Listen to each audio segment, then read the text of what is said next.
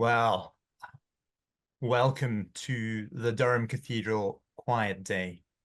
Our theme today is being inclusive.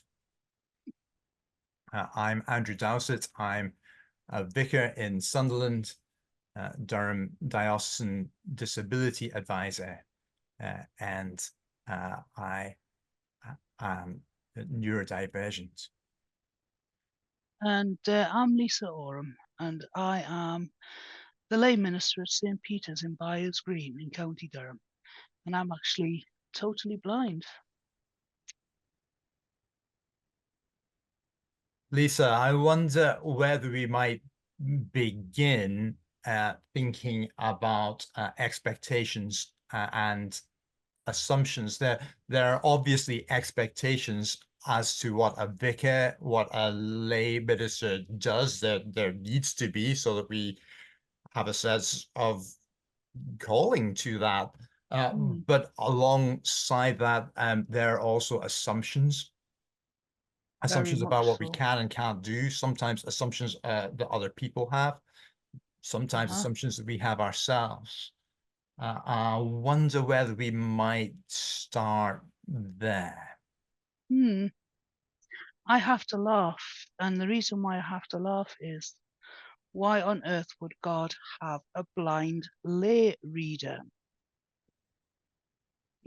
Why on earth a blind reader in the church? It just never struck me to be a reader.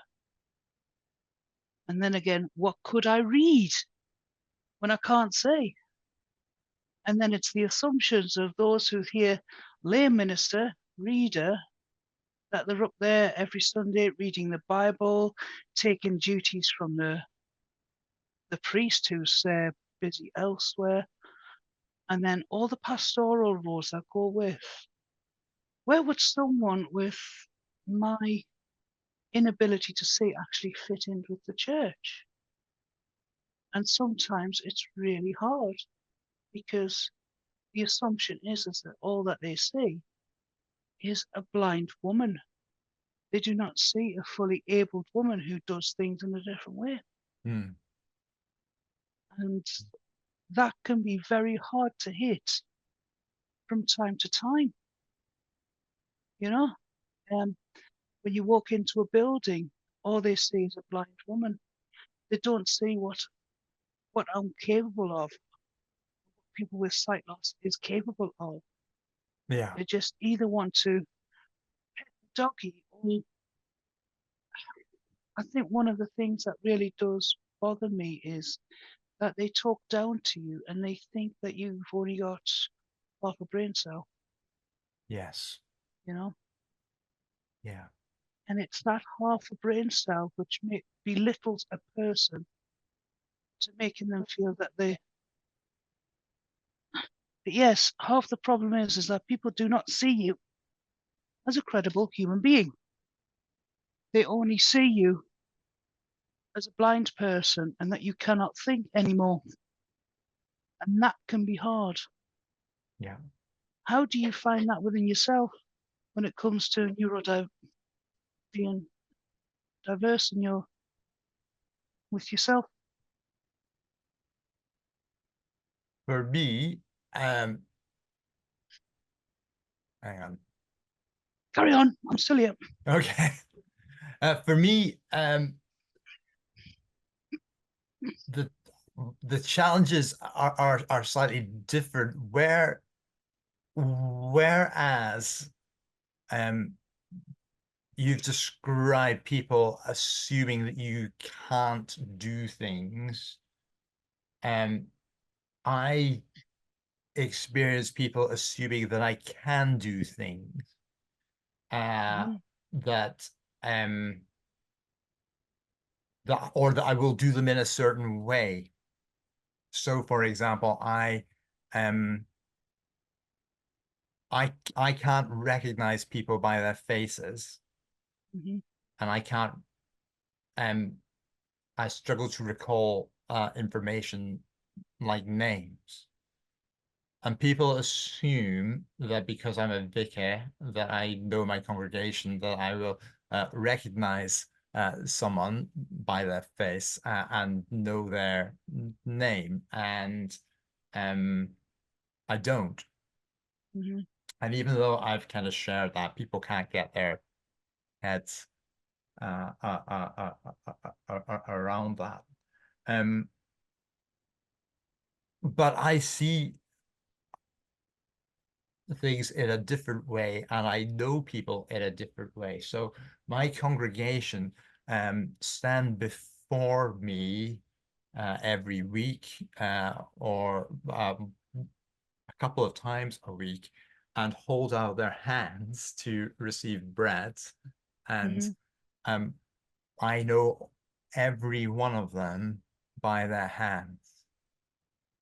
I know every pair of hands, and I know the story, or at least some of the story, part of the story that goes with each pair of hands. Uh, Oh, wow. and for some of them, that moment, and along with the sharing of the peace, may be the only time in the week where they experience human touch. For example, if they are a widow or a widower. Uh, Uh, and there's something very profound. I think if you asked most vicars, do you know your congregation by their hands? Um, they would say, "What are you talking about?" can I keep that little point for a sermon? Because that's wonderful. Yeah, yeah, and it's just an example of how um of difference, but difference that has profound value. It's actually, I hadn't told you that story before. You were very moved by it, and Yeah. and people very often are. Um, but then within myself, I also have an ongoing kind of wrestle with, yes, but I should recognize their faces. I should know remember their name. Um, and there are times when I know perfectly well that actually that's not how I'm wired, and that's okay. But there are times when I compare myself um against an internalized ableism. And um uh, I'd wrestle with that. So yes, so other people's assumptions and our own assumptions. You laughed at the idea that I God might use loved it. a blind Yes. A reader. reader. Yeah. And of course, we know in the Bible stories of people that laugh at the suggestion that God might use them in a Uh-huh. particular way. I wonder what you have discovered, and I wonder in what ways the fact that you can't see actually um, becomes something beautiful that is brought to your ministry. I think one of the best things, one of the things was when we were doing an alpha course. Now, if you remember, I think they had Bear Grylls walking out of the sea, all dripping wet, bare-chested, and looking totally Adonis-like at the start of the first video that you see of the course, and you could hear everybody go, "Oh, very nice. That's a nice looking man." Especially our old dears. He's very much very easy on the eye, isn't he? And I thought, what on earth? And then I twigged. Bear Grylls is actually a dedicated Christian, and he actually became part of it. But when they asked me, "What can you see?" I said, "Well, it's not a case of seeing with my eyes. It's a case of seeing with my ears, my other senses, Mm. and my mind. And when I described this man walking out the sea all bare-chested and wet, they actually got quite a shock. How did you see that? I says, you can hear it with the water and the waves, and you listen to the background sounds, which gives you a good idea. But I have to say, for me, the biggest blessing was using Ignatian prayer. I didn't know that I had this gift until I lost my sight. And yet it's been a gift that's been there all my life. We lose our imagination as we grow because we're taught to stop wasting time being in our own heads and get on with work. However, Ignatian prayer works the opposite way. You probably know the story of St. Ignatius, who got hit by a cannonball and then ended up ill and then started to get these visions of being able to walk through a narrative of the Bible or a passage. Well, I can do exactly that. When I hear a Bible passage, I can actually imagine being there. And I'll let you know the biggest one that I had was a couple of years ago, a Passion Tide. I read the narrative and I was just sitting in my living room, and I must have really found the level between God and myself. And as I sat there, I saw myself walking towards Golgotha. I felt the sand under my feet, crunching under my feet.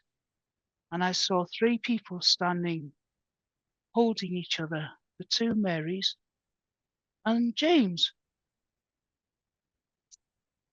I think it was James. Yeah, that was the three people before the cross, wasn't it? Two Marys and James. John. John, thank you. Me and my brain. See, you're not just as bad. You're not the only one that can forget your names as well. Okay. And around them, there was loads of soldiers. Some were throwing people around. Some were playing with kids. It was all messy, and there was animals all over the place. But it was the three crosses that got me. All three of them were looking up at the crosses. The two criminals were hanging with their heads down and their arms way up in the air. They were dead. And they were looking at Jesus. And as I turned to look at Jesus, Jesus looked directly at me in this whole Ignatian vision. And that particular part, I knew what the Bible had meant for me in becoming a Christian. God had used the power of imagination to make the Bible come alive. And he's done it so many times since. But to me, it was just taking that time to sit down and actually allowing God to use that and seeing with different eyes other than what's just physically in my mind, in my head. Yeah. Now, it's hard to explain, but I suppose the best way I can explain it is if you read a novel, you can actually put yourself in that place where those people are. Yes. And get completely lost in it. Well, it's exactly the same with the Bible with me. Yeah. You know, it's quite a powerful experience. Yeah. Instead of just reading a passage. So I think for me, that has to be one of the biggest things that came out of losing my eyesight, if not one of the biggest blessings. As far as reading's concerned, there are very many different adaptations for reading. If you're innovative enough to be able to find them, I have a multitude of scanners. I've got a scanner that can read documents and books. I've got a little camera here that can actually read a book as well. And also put it up on the computer, print it out, and have it as a Word document. So any amount of different ways of reading, of learning the gospel, of day-to-day life that would have been difficult can be made far easier if you look at things alternatively. It's just seeing outside the normal parameters. And I think that's so helpful for congregations as a whole, Lisa, because I think that we all have a tendency to fall into a particular routine. Mm-hmm. And that when somebody can um, help us to come to, say, a passage from the Bible from a different perspective, Mm-hmm. something that has perhaps become overly familiar, uh, becomes fresh and engaging, and that's certainly something that people have said to me, is that because I engage with those texts uh, coming from a different direction or from a different place, Mm. the people that want to continue to learn and to grow find that very, very helpful. Mm-hmm. Uh, People that just want to be affirmed in what they already know can find Yeah. it unwelcome, Yeah. which is a different challenge, and again also a challenge I think that people find it being included in some of our congregations. Um, uh, that the unknown can feel like a threat, when in fact Yeah. um, it is it is a gift. Yeah. I also think that when it comes to the Christian faith, it is very inclusive when people have a tendency to feel exclusive, sort of put out to the sidelines because of their inability to do something. And Christianity allows that connection, but we still put people in boxes and still slightly push them aside in church Yeah, when they have a wonderful ministry despite their inability to do something. You yeah, know, yeah, all we have to do, as all the regular community has to do, is find ways to actually help those people so be able to do that ministry. yeah, yeah. And we've spoken before, and I love a word that you have used when we've spoken before, which is innovations. The Hmm. innovations that we find, either we ourselves find or the community finds, to include people. Hmm. And for me, I've often in the past spoken about the strengths and the challenges of being neurodivergent, but I love the pairing that I now have, thanks to you, of uh, impairments and innovations. Hmm. And I think that's really, really good, because impairments speaks to the fact that we all need other people, and innovations speak to the way in which we build ways of inclusion. Hmm. It's to Um, be a champion of ability, yeah, not constantly be stuck in disability. yeah, yeah, And that's where we need to be able to guide people. yeah, yeah, You know, you come across as a very well abled man despite you neurodivergence. Now, I do not see that divergence. What I see is what beats in the chest, and it's a strong love for Christ. Now, if we can see that in every single person that we come across, then perhaps we might actually gain one more person for the kingdom. Mm. You know, instead of seeing what they can't do, see what they can do within their heart. Yeah. Yeah. And that would Let's leave those who are listening with a couple of different ways that they might take this further. I'm going to offer a verse from the Bible, and then I know that's what you've been thinking about too. So I'm going to start with Paul, and in 2 Corinthians chapter 12, we read that he has this recurring prayer: Lord, please take away this thorn in my side. Various people have interpreted that as being some form of physical impairment, which it might have been. Personally, I think that he's talking about a group of people that are making his life difficult wherever he goes, which speaks to the thing about assumptions and attitudes. But God's response to him is, my grace is sufficient for you, for power is made perfect in weakness. And I wonder whether there are those who are listening to our conversation who feel, yeah, but not my weakness.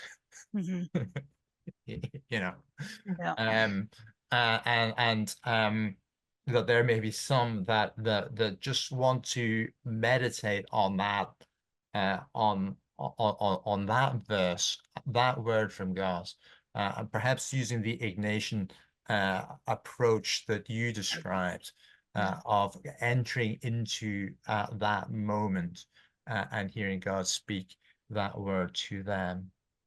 And then I know that there was a passage from the Gospels that you were reflecting on from Luke chapter 14. Yes, I absolutely love this passage. This speaks of God's table, where it doesn't matter what a level of ability you are. He calls us all to his table, whether crippled, whether in wheelchairs, whether blind, whether lame, it doesn't matter, because God sees us for who we really are.